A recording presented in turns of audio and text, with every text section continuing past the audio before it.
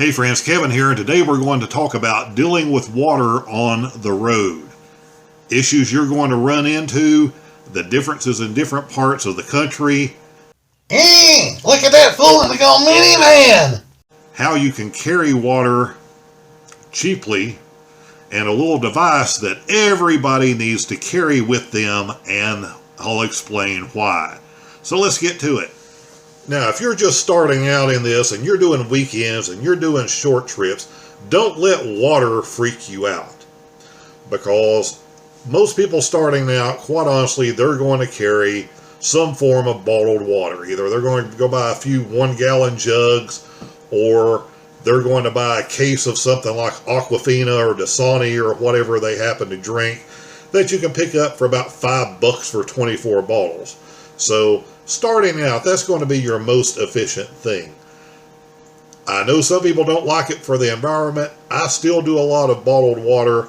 I have the 2 vans I travel in. One is a minivan. That's certainly what I use. My larger van is like an RV. It has a freshwater tank and everything.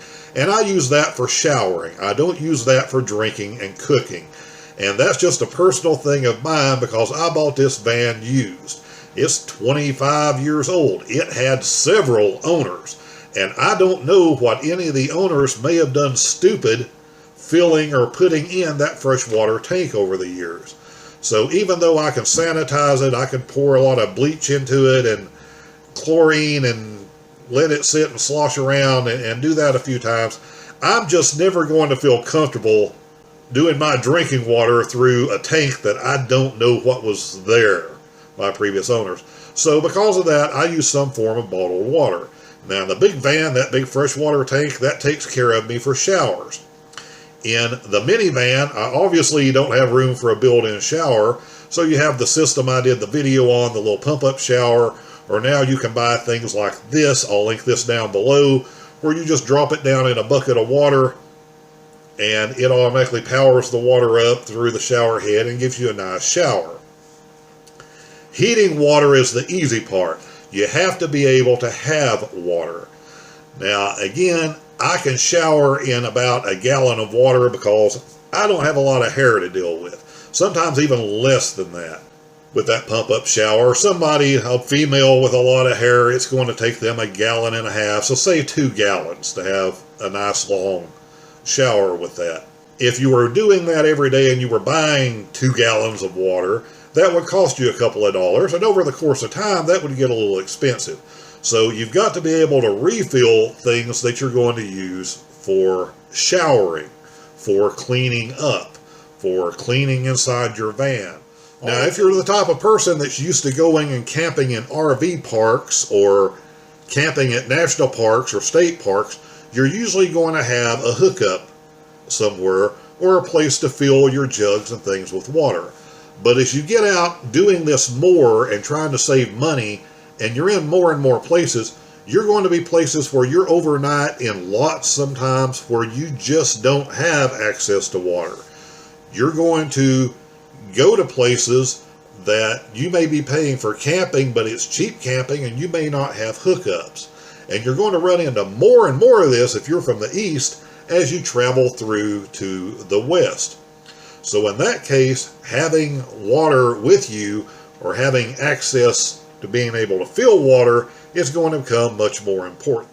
Now, one way to do this is to carry one of these 5-gallon, roughly, water containers. These things are heavy. You fill them up. 5 gallons of water is about 40 pounds. So that's a lot for a lot of people to lug and move. So you're going to need something to put on there on the top of it to be able to get the water out easily. Now, because there's a difference in the neck of some of these water bottles, 2-gallon, 3-gallon, 5-gallon, whatever you're using, a lot of these connectors won't fit and won't go well. So you want to make sure that you have a connector that is pretty much universal that will fit all of these water bottle neck types like this one does. But that's not the device that you really need. Here's why you're going to need this little adapter right here. Handiest thing ever. because you're going to run into places, and when we're talking about showers, you know, a lot of times I'm telling you in different towns, you know, depending on where I stay, when I'm passing through, I'm just going to go find a city park where there's not a lot of people around, and that's where I'm going to jump out and I'm going to do my shower thing. What you're going to run into in a lot of city parks is sirens. You're going to run into lots of loud sirens. But the handiest device is going to be this one, this little adapter right here that everybody should carry. This thing is less than 10 bucks. It is going to pay for itself over and over and over again, and here's why. You're going to run into this even in a lot of places with campsites. You're going to run into this with a lot of city parks. And if you follow this channel, you know one of the things I talk about with showering, being able to have a nice shower every day, as I'm moseying through these different little towns, is I generally will go find a little city park somewhere. I'm in the town area anyway, a city park is going to be close by. If I've jumped off the interstate and I'm at a Walmart or wherever, I guarantee there's probably a city park within a mile or so of there. So I'm going to find out where that's located. I'm going to go over there where I'm going to have some privacy, and I'm going to have a nice shower. And I'm going to be clean, and I'm going to smell good. But what you're going to run into in a lot of these places, and I understand the reason they do it, is they're going to have some type of water spigot for you that does not have any type of hose connector on it.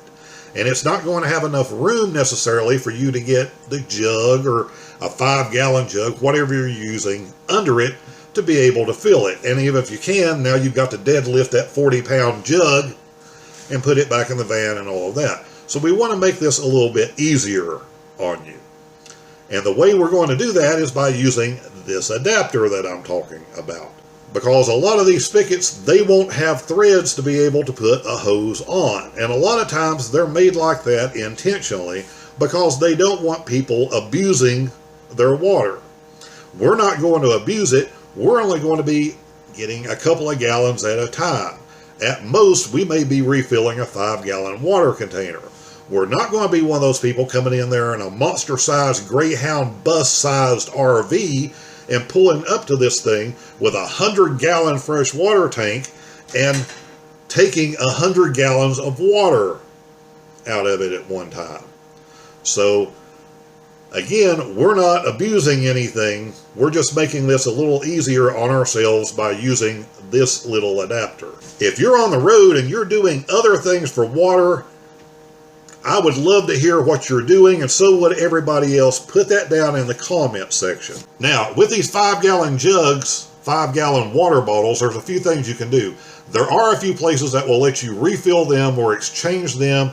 You'll even run this into places like Lowe's and Home Depot sometimes, that for just a couple of bucks will let you refill these things. But again, you have to lug them into the store and lug them back out. So that's not my favorite way of doing it, but it is possible. Another thing you'll run into, especially when you get far into the west, into Arizona and Nevada and these places, is you will run into machines just like ice machines that dispense water. And a lot of times you can do a 5-gallon water bottle. It may be as cheap as 20 or 25 cents a gallon. So you're talking $1.25, the cost of 1 gallon of bottled water, to be able to get 5 gallons of water. So there's all kinds of ways to do this, just depending on what part of the country you happen to be in at that moment. So figure it out, go with the flow, get yourself taken care of water-wise. And another warning for those from the east, like me, that are heading to the west the first time to go adventure in the desert and see beautiful places like Arizona and Utah and Nevada, is this. Whatever amount of water you think you need to at least double that. Because you are going to get into some desolate places. You are going to run into places where you have 40 and 60 and 80 mile stretches where running into a store, the nearest convenience store, and buying a gallon of water is not even going to be an option for you. And when you hit certain times a year, and we're not necessarily talking about the middle of July, you're going to be dealing with humidity and heat that you've probably never experienced before. So make sure you always have enough water for the climate and the area that you're going to, because things do happen. Vehicles do break down. And again, this is a much bigger issue when you're out west in those desolate areas than it is when we're out here on the East Coast and you're generally 5 miles from the nearest town. You just don't have that out there.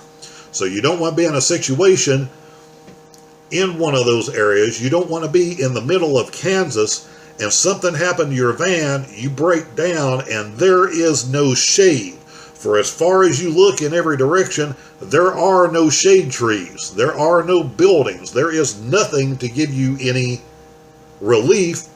Look at that fool in the old minivan. He won't last long out here. Soon. And if you're sitting there broken down, you don't want to be out and see 104 degrees that day in Kansas. You are going to need a lot of water just to be able to survive. So make sure, again, that you've planned this out well enough that that doesn't become an issue for you. I hope you found this useful. Never hesitate to put down in the comment section, give me ideals, things that you would like to see videos on. If I can help you out, if it's things I've experienced, if it's things I know other people have experienced, I'll be happy to talk about it or do a video on it. More van life and travel stuff coming. We'll talk soon.